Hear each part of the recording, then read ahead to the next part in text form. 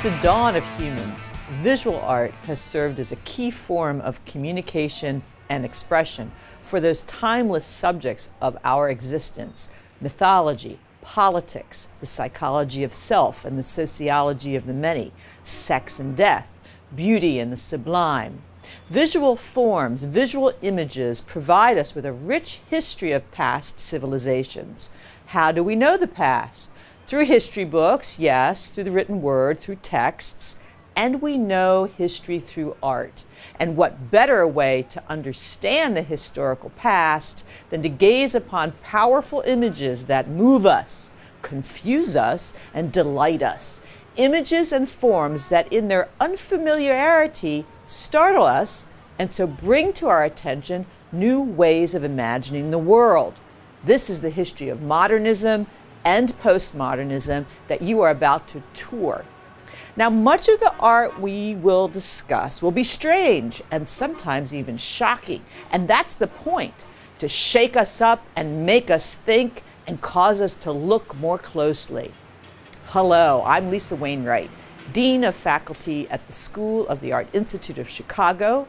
We are standing on the steps of our great museum, the Art Institute of Chicago, an encyclopedic museum which has been at the core of our museum school, the School of the Art Institute, since its founding 150 years ago.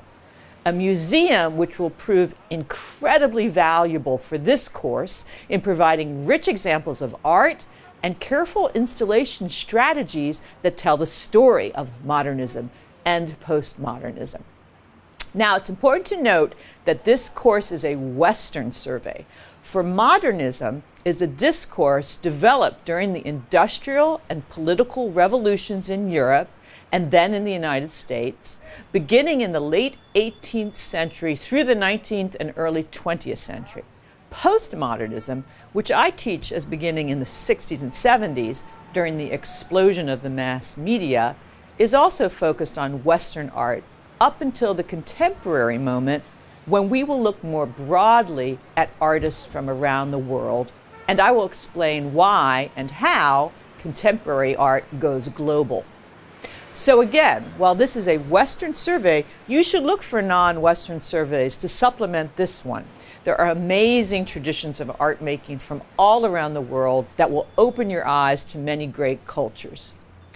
And of course, as we follow our trajectory of Western art, we will be asking questions about the many representations of non-Western cultures in the Western canon, or why Western artists borrowed so heavily from non-Western sources. The 19th century writer and dandy Oscar Wilde explained that the proper occupation of the historian is to, quote, give an accurate description of what never happened.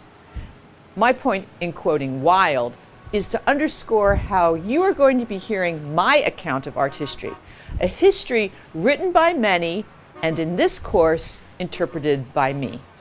Finally, I want to dedicate this course to the legacy of Helen Gardner, an art historian who taught at the School of the Art Institute and wrote Art Through the Ages, a key text from which generations learn to love art history. This is for Helen Gardner. Okay, follow me. Let's go into the Art Institute of Chicago.